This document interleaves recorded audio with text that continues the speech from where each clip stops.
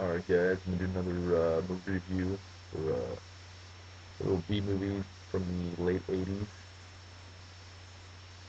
Puppet Master. Came out in 1989. Originally, it was going to come out in theaters, but Charles Band, who's the guy behind Full Moon Pictures, uh, said that he can make more money on it through direct video, so he just released it on video. It's probably the most well-known and successful movies from Full Moon. I mean, they made like 8 or 9 of these things, and now I hear they're gonna do Puppet Master in 3D, which could be interesting, but they have to have the right budget for something like that.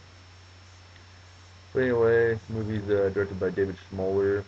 He did Crawl Space, and stories by Charles Band and Kenneth J. Hall. Like I said, Charles Band's behind Full Moon Pictures. He did Trancers and Crawl Space and pretty much everything that comes out to Full Moon. He's got something to do with it. Uh, Stars Paul Matt, who was in American Graffiti,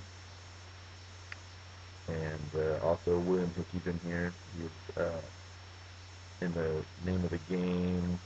He played uh, Uncle on Christmas Vacation. He did the voice for a character in Nightmare Before Christmas, and there's even a cameo by Barbara Crampton.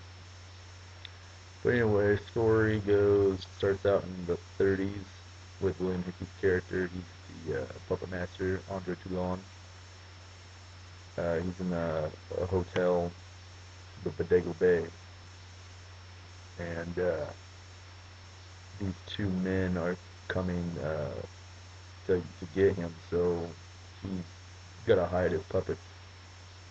Anyway, he hides the puppets, and the men get him, and then it flash forwards to present time, and there's these four psychics, and they're summoned by this other psychic at the Bodego Bay Inn. So they all get together and they go to the Bodego Bay and realize that the psychic that was their friend that summoned them uh, is dead.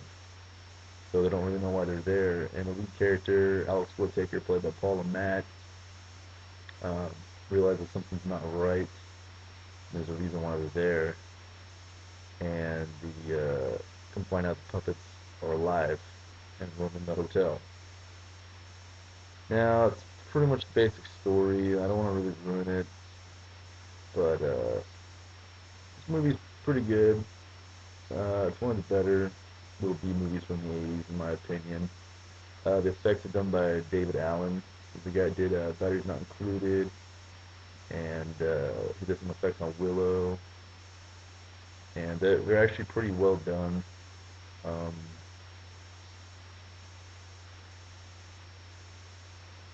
yeah, I mean they're not like spectacular, but for 1989, they're pretty well done, pretty good. That's kind of cool too because they got five puppets in the movie with all different attributes. And you got Tunneler, he's got the drill bit in his head, and some pretty cool shots of some gore scenes of him tunneling through a woman's mouth, which is pretty sweet. The effects are pretty good on that scene. Also got Miss Leech. She uh, pukes up leeches on you.